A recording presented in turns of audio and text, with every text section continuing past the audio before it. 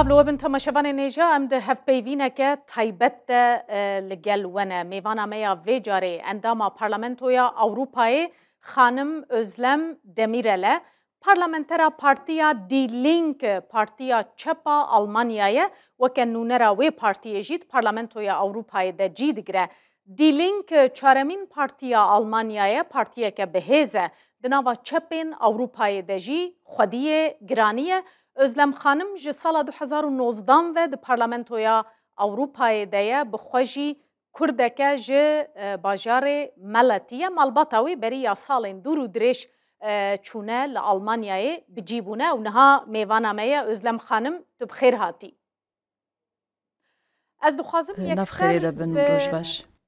ez dixwazim yekser bi mijara koçberiyê em dest pê bikin mijara penaberan. Niha li Avrupayê bûye yek ji mijarên sereke. Hûn jî wiha dibînin ku niha pirsgirêka serekî li Ewropa pirsgirêka penabera ye? Beriya her tiştî divê em xetekê li binê vê rastiyê deynin ku di nava Yekîtiya Ewropayê de bi salayê mijara koç û koçberiyê tê gotûbêjkirin. Lê eger hûn ji min bipirsin ez ê bêjim li ser bingeheke şaş tê gotûbêjkirin. Siyaseta ku Yekîtiya Ewropa dimeşîne di salên dawiyê de bi yek armancê û heta bi sernavekê tenê derdikeve pêş. Ew siyaset li ser bingeha nehêştina koçber û penaberan li welatên Ewropayê dihat meşandin. Li cîhanê di rewşa niha de atmosfereke wiha heye ku şerek li pey êdin derdikeve û berdewam in. Bi rastî çi di aliyê guherîna keşûhewayê de çi jî di aliyê pîşesaziyê de be welat û dewletên mezin bişaftin û guvaştina welatên xizan zêde kirine û mirovan neçar dimînin ku ji welatê xwe derkevin. Em wekî koma çepgir siyaseta xwe li ser bingeha parastina mafê mirovan datînin. Mafê penaberan jî mafekî mirovî ye. Siyaseta me li dijî faktorên ku dibin sedema koçberiyê ango dihêlin ku mirov ji neçarî ji warê xwe derkevin. Tê dikûşe û niha siyaseta Yekîtiya Ewropayê rast û rast li dijî vê yekê ye. Piştî van hilbijartinan bihêzbûna baskê razgir zêde muhafezekar jî wê bibe sedem ku ev mijar di demên pêş de zêdetir di asteke negatif de bê gotûbêjkirin. Belê Özlem xanim hûn di wê baweriyê de ne ku mesela koç û koçberiyê partiyên rastgir partiyên muhafezekar zêdetir xurt dike li Ewropayê? Bêguman partiyên razgir demogojîk kirin. Lê eger em bêjin sedema vê yekê tenê mijara koçberan e wê şaş be. Binêrin, dema derbasbûyî cîhana me krîz li pey krîzê derbas kir û nîşanî me da. Şerekî li pey êdin roda. Wate em di cîhaneke tije krîz û şer de dijîn. Ev cîhan cîhaneke wiha ye ku goman û tirsên gelan zêdetir dike. Li vir jî baskê muhafezekar û razgir bi taybetî cudahiyên çandî û netewî derdixin pêş û di aliyê neyînî de zêdetir bersiva neteweperestan didin. Siyaseteke wisa dimeşînin. Ev tirs û goman sedemên sereke ne. Lê belê rast e, di vê cîhana qeyran û şer de demogojiya razgiran bêgoman zêdetir di nava xelkê de deng veda. Ya giring ew e ku di vê cîhana şer û qeyranan de em ji bo aştiyê û ji bo edaleta civakî siyasetekê dimeşînin. Dibe ku di vê mijarê de aliyên çepgir ên pêşverû di siyaseta xwe de lawaz mabin. Di van gotûbêjan de baskê muhafezekar û razgir di nava Yekîtiya Ewropayê de zêdetir bihêz bû. Pirsgirêk di vê siyasetê de heye. Baskê razgir tu carî nabe bersiv ji bo pirsgirêkan. Di aliyê pêwîstiyên civakî de ji bo xelkê Yekîtiya Ewropayê jî nabin bersiv. Berûva jî vê yekê ew mirovan dixin beramberî hev û siyaseteke bi paş darazan cîbicî dikin. Mezimbûna pirsgirêka koçberiyê yan jî zêdebûna hejmara penaberan li Ewropayê wê bibe sebeb ku deriyê diyalogê ji bo çareserkirina pirsgirêkên rojhilata navîn Afrika, Asya û deverên din veke yanî pirsgirêkên wan deveran bi rêya diyalogê çareser bibin ji bo ku pirsa penaberiyê jî li cihê wê were çareserkirin. Dibe ku deriyekî wiha vebe? Önünü kapatır mı diye soruyorsanız zaten Eger hûn yıllardır bêjin rê süren li bir ber vê yekê siyasettir. girtin Yani anna önünü ji xwe bi kapatır mı salane sorusu ev şöyle siyaset tê meşandin. yanlış Ango zaten. ev pirs Avrupa wisa Birliği şaş e. yani yeni bir Ji siyaset xwe değil bu. siyaseta Sadece Yekîtiya yeni sağ Ewropayê ne muhafazakar siyaseteke kesimin büyümesiyle nûye û oluşan bir piştî siyaset bihêzbûna olarak da baskê kendini yansıtmayacak. muhafazakar û rastgir Biliyorsunuz son derneketiye yıllarda holê. Avrupa Birliği zaten Hûn işte dizanin bir di an salên önce dawiyê de göçmenleri Yekîtiya buradan Ewropayê ji bo muaf koçberan tutabilmek dûrî için vir bigire kendi siyaseteke jeopolitik ku berjewendiyê çıkarlarını xwe ön yê plana çıkartan jeopolitîk bir dide siyaset pêşt birêve işlemiştir. dibe. Yani bu konuda maalesef Mixabin, değişecek divê bir mijarê siyaset de wê olmayacak siyaseta ama wan şöyle neyê bir şey guhertin. olur. Bugüne Lê wê kadar tiştekî Avrupa wiha Birliği çêbibe, böyle heta niha sözde Yekîtiya daha Ewropayê fazla hertim değerleri, xeweke insan haklarını ön yekîtiyeke plana ku çıkartan nirxu bir birlik mafê olarak mirovan yansıtıyordu. li pêş digire Ama nîşan her dida. zaman û li gerçekten seranserî gözünü cîhanê kapamadan çi li kendi jeopolitik Efrîqa yan li çıkarlarını rûşlata dünyada navîn işte be, Afrika'da berjewendiyên xwe yên Orta Doğu'da jeopolitîk diparast. savunuyordu. Şimdi belki Lê sağ niha piştî muhafazakar serketina kesimde baskê işte artık bu muhafazekar û değerlerin, bu rastgir, insan haklarının dibe ku sözde de ev yer nirxu mafê almaması mirovan di yansıyacak. gotinê Tam de jî tersine cihê burada xwe daha negirin. sert, daha agresif bir siyaset Berûva jî olarak wê wê karşımıza siyaseteke çıkacak. Ama tûntir, geçtiğimiz yıllarda da siyaseteke zaten yani kîndar bakınız derkeve pêşberî me. Avrupa Birliği Di gerçekten de şöyle salên borî Suriye'ye de jî baktığımızda berê Suriye'de xwe yaşayan bidin muhafazakar Sûriye û olsun, gelên ku li wî ister Kürt welatê de halkı jîn olsun, temaşa ister bikin. Süryani halkı Çi olsun, Kurd, ister Suriyeli halkı Sûriyan, olsun. çi jî gelên Bunlar böyle bir Sûriyê be. savaş Bi sürdürülmekte salaye şer ve bu lê halkı, didûme. Lê halkların Yekîtiya çözümü Ewropa ji için bo bu wan savaşın gelên li bitmesi için herêmê hamle û ji bo almış mıydı Avrupa bidawîbûna Birliği? şerê Hayır, li atmamıştı ama herêmê ne tiştek yapmıştı? kir? Avrupa Nexêr, Birliği işte nekir. Türkiye ile birlikte Yekîtiya Ewropayê çi kir? Erdoğan hükümetiyle Yekîtiya birlikte Ewropayê işte bir bi mülteci Tirkiye anlaşması re bi yapmıştı. hikûmeta Tam Erdogan tersine bu re mülteci peymana anlaşması bazen koçberan işte îmze kir. Türkiye'deki Ew peymana Erdoğan tek koçberan adam bû sedem rejiminin ku altında yürütülen Tirkiye dibin siyasetiyle rejima birlikte mesela takeke siya Türkiye'nin birkaç Erdogan kere de askeri çend caran hamlelerle li ser birlikte hev gerçekten bi pêngavên leşkerî li savaş Sûriye hewla deminde kûrkirina şer bide. müdahalesinde bulunmuştu Suriye'de. Bu siyaset yanlıştır.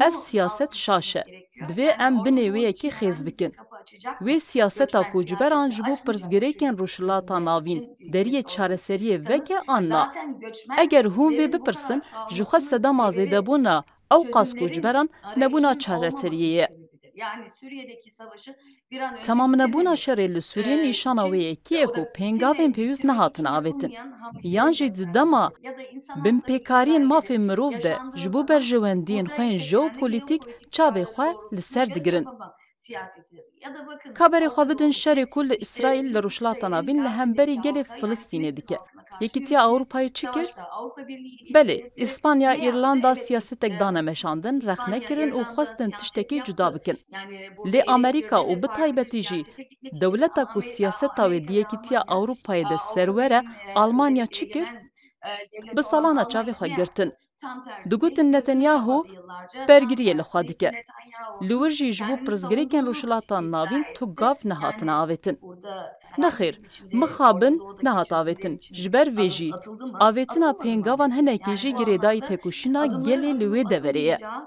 Ew şuna jî ji bo bağlı. gelên li Oradaki herêmê halkların yürüttüğü bêyî mücadele guhdana ve ferq oradaki û cudahiyên halkların civakî li işte ser rêya etnik çareseriyê değişikliği pêngaveke giring e. gözetmeden çözümler Ji bo me için tişta giring ev e. atabileceği bir hamledir. Önemli Yekîtiya olan bizim Ewropa açımızdan berjewendiyên şudur. xwe yên Avrupa Birliği kendi jeopolitîk nexe jeopolitik pêşiya têkoşîna çıkarlarını giring a oradaki gelên li halkların herêmê önemli mücadelelerin û bi önüne rejîmên koymaması, otokratik burada re işte ji bo yanlış berjewendiyên anlamda xwe otokratik hevkariyê neke. sistemlerle birlikte işbirliği yapmaması kendi çıkarları doğrultusunda. Belê, Özlem xanim ez dixwazim li vir mesela Kurda jî yekser bînim rojevê. Kurd bi xwe jî beşekî giring ya mesela koç û koçberiyê ne ya penaberiyê ne. Yani hejmareke zêde ya Kurdan koçber dibin ji cî warê xwe derdikevin. Ev hejmara zêde ya Kurdan dibe sedem ku got û bêj zêdetir ji bo çareserkirina pirsa Kurdan di nava Parlamentoya Ewropayê de werekirin ji ber ku bi rastî pirsa Kurd yek ji pirsgirêkên herî mezinê siyasî yê vê demê ye weke neteweyeke bê dewlet li Bakınız cîhanê. geçtiğimiz yıllarda da biz Binêrin, mesela sol grup salên olarak borî başta me olmak weke üzere koma ama tek sol çepgir grup değil, lê ne diğer tenê grupları da partiyên buna çepgir, kazanarak me partiyên din jî mesela razî kirin û me ister Türkiye'de hewldan. olsun, ister Çi li Irak'ta olsun, Tirkiye, ister çi li Suriye'de Iraqê, olsun, çi li ister Sûriye û İran'da çi li olsun, Îranê be, Kürtlere yönelik seredariya yapılan antidemokratik awan welatan li dijî yani bu Kurdan devletlerin yaptığı antidemokratik her demê di uygulamaları rojava her me zaman debûye. dile getirdik. Di raporên Değişiklik herêmî de yani jî me binê wê bölgesel xêz dikir. raporlarda da Bêguman altını siyaseta çizdik. ku Bu em konuda tabii dimeşînin ki li bizim holê ye, yürüttüğümüz gelên siyaset vardır Ewropayê ve jî Avrupa piştgiriyeke zêde ددن گلین بندست. دما ام لپولیتیکای دولتی تماشا دکن ام تو پینگاوکی کو جبو چاره سری هاتبن آویتن دبینن نخیر نهاتی آویتن. چما جبر کو هرتم برجواندین وان این جو پولیتیک لپیش بونه. دوی ام براستی وی قبول بکن. evne siyaseta li ser bingeha nirxana ku wezîrê karên derveyê Almanyayê ji me re behs dike. Ev siyaseta berjewendiyan e. Ev siyaseta berjewendiyên dewletan e. Li vir bi taybetî berjewendiyên aborî, berjewendiyên tekelên mezin derdikeve pêş. Di vê wateyê de bi rastî ji bo gelên pêşeroja xwe li ser bingeheke demokratîk ava bikin, pêgavê ku hatine avêtin nebesin. Kengî ev pêgav hatin avêtin, dema ku gelên li wan herêman hewla guhertinê dan û berew pêş çûn hatin avêtin, dema ku hewldaneke zêde hebû, wê demê guherînek jî çêbû, ji ber vê jî dema em li siyaseta Yekîtiya Ewropayê temaşe dikin, divê em nekevin nava xeyalên idealîst. Berova jî vê, divê em rastiyên heyî li ber çavan bigirin. Divê em binê vê yekî xêz bikin. Ji bo rêgirtina li hember binpêkariyên mafên gelan, pêngavên ku em bavêjin hene. Weke piştevaniya gelên ku mafên wan têne binpêkirin. Mixabin rastiya me niha ev e. Ev rastiya vê cîhanê ye. Ez bawerim di salên pêşiya me de wê pêwîstî pê hebe ku em zêdetir binê vê rastiyê xêz bikin.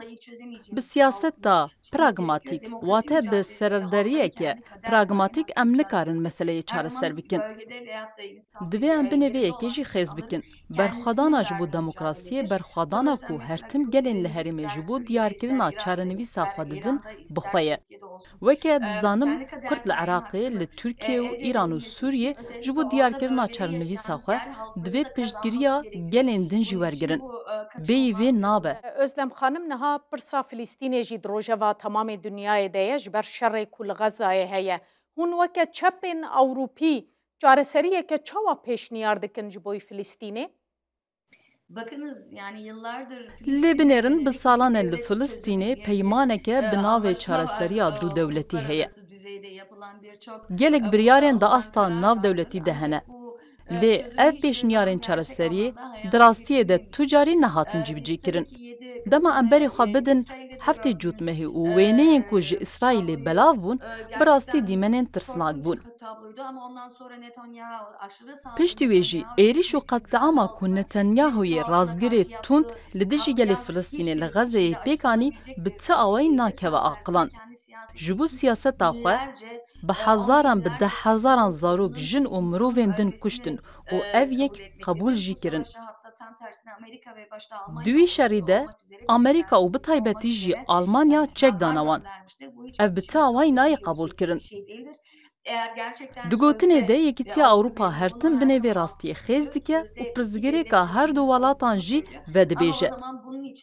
Lê divê li ser erdê jî pêngav bêne avêtin. Welatekî weke Almanya behsa çareseriyê dike, lê heta niha Filîstîn nas nekiriye. Lêbelê di asta navnetewî de ji salên şîst û yekan ve sînor hatiye diyarkirin. Digotin wê Yerûselama Rûşilat bibe paytexta Filîstînê. Lê çûn bi hikûmeta razgir a Netanyahu re bi wê rêveberiya razgira tund re hevkarî kirin û a xawan desteser kirin. Li vir siyaseteke şaş tê meşandin û cîhanê jî çavê xwe lê girt. Lê gelên cîhanê vê qetîam û zilman li Filîstînê tê kirin qebûl nakin. Çi li Amerîka, çi li Brîtanya be heta li Almanya jî ji ber ku siyaseta Almanya ji ber bûyerên dîroka xwe hinekî cuda dimeşe, ango ji çar aliyên cîhanê gel bi xelkê Filîstînê re ne. Wan bank li hikûmeta xwe kir û xwestin ku ew zilm raweste. Hêvî dikin ku demildest agirbesteke rasteqîne pêk were leşkerên İsraîlê vegerin sera axa xwe û ji bo çareseriyê her du alî jî gavan bavêjin. Bi ti awayî ew zextên li ser gelê Filîstînê nayîne qebûl kirin. Tişta ku li wir dibe qetliameke eşkere ye. Herêma Kurdistanê ev cihê ku niha ez lê me ku jê re tê gotin Kurdistana Iraqê jî xwediyê statûyeke destûrî ya federal e. Hûn meselen weke çepên Ewropî çawa dikarin piştgiriya Ewropa ji bo Herêma Kurdistanê zêdetir bikin hewleke wê ye wiha heye ji bo îstîqrara vê deverê parastî bimîne? Binêrin, ji xwe em weke komên çepgir hertin vê yekê diparêzin û dibêjin divê gel çarenivîsa xwe bi xwe diyar bikin. Me hertin piştgiriya pêwîst jî kiriye. Lê divê em binê vê yekê jî xêz bikin. Dema em li Iraqê temaşe dikin, heta niha jî ji ber şerên cudayên ku NATO li deverê derxistine, Iraq di aliyê aborî de jî ti carî aramî nedîtiye. Hêviya min ew e ku berjewendiyên jeopolîtîk nekevin pêş. Çi yên Amerîka, çi yên Almanyayê û Yekîtiya Ewropayê bin. Ango ev berjewendiyê wan nekevin pêşiya pêşerojeke baştir a gelên li wê deverê. Hêvî dikim ku di dema pêş de jî şer li Iraqê berdewam nebin. Berûva jî ji bo pêşxistin û bihêzkirina demokrasiya wir pêngav bêne avêtin. Raporên Iraqê jî hertin di Parlamentoya Ewropa de cihê xwe digirin. Di raporên herêmî de jî. Li wir jî eger siyasetek di berjewendiya gelên deverê de were meşandin, em ê jî tişta pêwîst bikin. Bêguman ji bo Herêma Xwesera Kurdistana Iraqê jî çarenivîsa xwe bi xwe binivîse û baştir pêş bikeve tişta ji destê metê em ê bikin. Belê, Özlem xanim ez ê her li Kurdistanê bimînim biçme Rojavayê Kurdistanê. Kurd li Rojavayê Kurdistanê jî niha xwedîhêzin, xwedî statûyekin, xwediyê rêveberiyeke xweserin lê rewşa wan hem di aliyê aborî de hem di aliyê siyasî û em dikarin bêjin ewlekariyê de jî gelekî xerab e. Heta niha Parlamentoya Ewropa gotûbêj li ser wê yekê bi berferehî nekiriye bi qasî ku em dizanin. Hûn çawa dikarin vê yekê têxin rojeva welatên Ewropî? Divê em binê vê yekê xêz bikin ku piştî êrişên leşkeriyên Tirkiye ev mijar bi taybetî jî Rojava weke rojev di Parlamentoya Ewropayê de derkete pêş. Me jî ji bo rawestandina şerê li wir û ji bo ragirtina pêngavên Tirkiyeyê ya hevpeymana NATOyê û ji bo rawestandina hinardekirina çekan jî me daxwazên xwe pêşkêş kirin. Lê mesele ne tenê rawestandina firotina çekan e jî. Tişta ku me xwest em bikin, dabînkirina aştiyê ye ji bo Rojava û hemû gelên li Sûriyê. Pêwîstiya wan bi aştiyê heye. Gelên li wê deverê bi rastî jî bi salan e di nava şer de dijîn. Bêyî perspektîfa jiyana xwe didomînin. Ew jî nayê qebûlkirin. Yekîtiya Ewropa dema ku mijara Sûriyê gotûbêj dike bi taybetî di ser rewşa koçbera re gotûbêj dike. Me jî hertin binê vê xêz kir. Eger hûn naxwazin mirov koçî vir bikin li şûna çêkirina peymanên koçberan, gava ji bo aştiyê bavêjin. Weke hûn jî dizanin, Amerîka li Sûriyê ambargoyeke madî daniye ser gelê Sûriyê û li herêma ku şer li wan nîne jî ew ambargo heye. Bi vê bêperspektîfiyê wan ceza dike û bi tenê dihêle. Me jî got, li wê herêmê hemû aliyên Sûriyê, hemû hêzên ku niha li ser axa Sûriyê ne û hemû beş divê li ser maseyekî kom bibin. Divê ji bo pêvajiyeke çareseriyê pêngav bêne avêtin û divê welatên Ewropayê jî di nav de bin. Pêvajiya aştiyê vê jî li xwe digire. Divê herêma xweser a Rojava ku di fermiyetê de nexweser e, lê di rastiyê de xweser e, li ser wê maseya aştiyê hebe. Çareserî ev e. Hûn rewşa Îranê jî dizanin ji nêzik ve tişopînin û pêwendiyên gelek welatên Ewropayê jî bi Îranê re hene berdewam in. Parlamento Ewropa ji bo parastina mafê Kurdan li Rojhilatê Kurdistanê dikare çi bike bi dîtina we? Yani bakın şöyle bir durumdan geçiyoruz biliyorsunuz Avrupa Birliği'nin Di rewşa niha de pêwendiya Ewropayê û welatên Rojava bi rejîma Îranê re nîne. Lê wiha nîne. Di aliyê siyasî de gelek cudahî di navbera wan de heye. û ev jî bi awayekî eşkere li holê ye. Lê di aliyê aborî de pêwendiya wan bi awayekî vekirî didome. Çi bazar be, çi jî çavkaniyên dinyên Îranê bin, ji wan re giringin. Em jî binê vê yekê xêz dikin. لآلمانیای دگوتنه ده بنی برخوادانا جن جیان آزادی تخیزکرن و رژیما ایران دگوتنه ده رخنه دکن. لید راستیه ده پیوندی وانیین آبوری دومن. ولاتن وکه آلمانیا و فرانسا بریا کمپانیین مزن بی ایران را کار دکن. لیج بو برخوادانا گلین کرد و گلین دنین لحرمه وکه هونجی دزانن ایران ولاته که پرچاندیه دوی جبو لوازنکرنا برخوادانا گلی لحرمه دملدست پیوندین خویم بی ایران را قطب کن. تنه گوتن و هولین سیاسی تیری ناکن. دوی با آوائه کی راست و راست پینگاو بنا آویتن. از هیوی دیکم که برخوادانا جن جیان آزادی یا لی ایرانی برخوادانا وان آ دموکراسی بسر بکوه.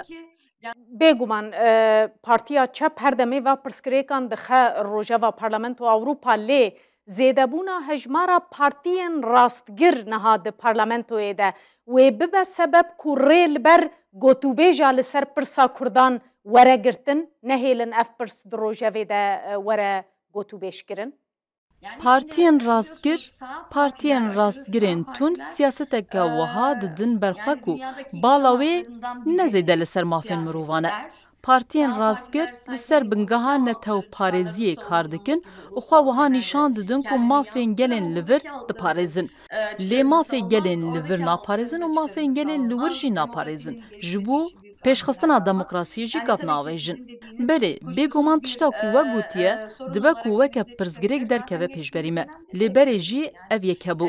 Ji navendê ber bi çep ve dema ku partî van mijarên weke mafê mirovan diyarkirina çarenivîsê û weke din jî diparêzin partiyên rastgir ên muhafezekar tenê behsa siyaseteke ku tenê di berjewendiya wan de vedikin. Ango dibêjin çi ji me re? Ev mijar kengî hatin gotûbêjkirin dema ku penaberên xelkên wan herêman kûçî vê derê kirin. Lê dema dihate gotûbêjkirin jî ne ji bo çareserkirina van pirsgirêkan dihat gotûbêjkirin. Digotin em çawa karin deriyê xwe hîn tûntir bigirin. Bi vî rengî me tirsiya ku we behs kir bi rastî jî li pêşberê me rawestiyaye. Lê pêşketin an jî ragirtina wê girêdayê sekin û biryara gelên li herêmê ye. Ji ber ku li vir ew mirovên ku deng didin Partiya Rastgir weke nijadperest û faşîst deng nedane. Ji siyaseta vir siyaseta serwer aciz bûne.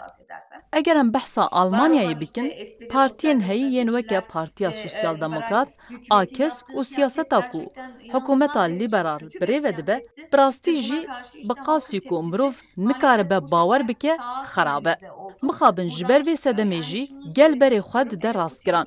Ji vir derdikeve holê. Ango ez dixwazim vê bêjim, belê ev me tirsê heye. Zêdebûna hejmara parlamenterên rastgir bi awayekî otomatîk nayê wê wateyê ku welatiyên Ewropayê bi tevahî nijadperestin, faşîstin. Mixabin nerazîbûna mafdar a gel eger hûn ji min bipirsin, bi arasteyekî şaj de çû. Li vir jî bêguman kêmasiya partiyên çepgir, partiya min jî û hemû partiyên diniyên çepgir divê were gotûbêjkirin. Eger em karibin bi siyaseteke rast, bersiveke rast bidin, wê hêza rastgiran di dema pêş de weke niha nemîne. Ji ber vê yekê jî di 5 salên pêşiya me de têkoşîna me gelekî giring e. Lê ji bo niha rastî ev tabloya li pêşberî me ye. Gelekî spas xanim Özlem Demirel parlamentera Parlamentoya Avrupayê li ser lîsteya Partiya Die Linke ya Almanî tu mêvana me bû zor spas. Belê temaşevanên êja em gîştin dawiya hevpeyvîneke din heta careke din her şad.